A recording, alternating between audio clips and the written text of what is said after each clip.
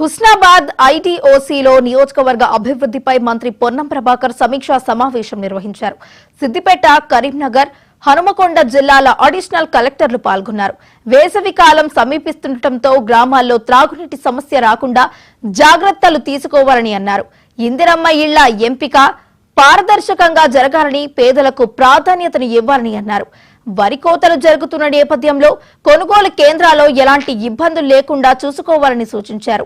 రాజీవ్ యువ వికాసం పథకం ప్రారంభం నేపథ్యంలో ఎస్సీ, ఎస్టీ, బీసీ, మైనారిటీల అప్లికేషన్లు తదితర అంశాలపై చర్చించారు.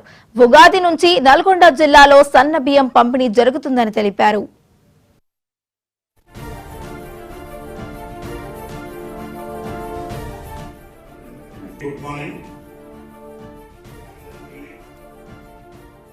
స్థాయిలో ఉంటే మీరు పరిష్కారం చేయండి. మీ స్థాయిలో లేనప్పుడు మీరు ఉన్నతాధికారుల దృష్టికి తీసుకోకండి, లేదా నాకు నేరుగా నా ఆఫీస్ కానీ నాకు కానీ చెప్పండి.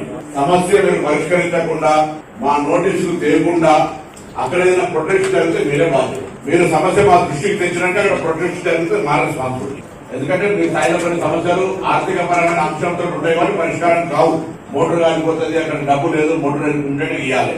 బోర్లు వేయడం కూడా మనం ఎంకరేజ్ చేయాలి. బోర్లు వేస్తే ఏమవుతుంది, బోర్ల తర్వాత దానికి కనెక్టివిటీ ఇవ్వడము, దాని తర్వాత మళ్ళీ కంటిన్యూషన్ బిల్ పేమెంట్ కట్టడానికి మళ్ళీ బట్టన్ అవుతుంది. సో అది కాకుండా ఎండాకాలాన్ని అధిగమించడానికి తాత్కాలికంగా బౌలను హైర్ చేస్తామా, ట్యాంకర్లు పెడతామా, బౌల ద్వారా చిన్న పైప్ లైన్ చేస్తామా, టెంపరీ కొత్త నాలెడ్జ్ ను ఉపయోగించి ఈ క్రైసిస్, ఎందుకంటే గ్రౌండ్ వాటర్ పడిపోతుంది రోజు రోజు, ఎండల తీవ్రత ఇయ్యాల మార్చిల్నే ఇట్లుంది.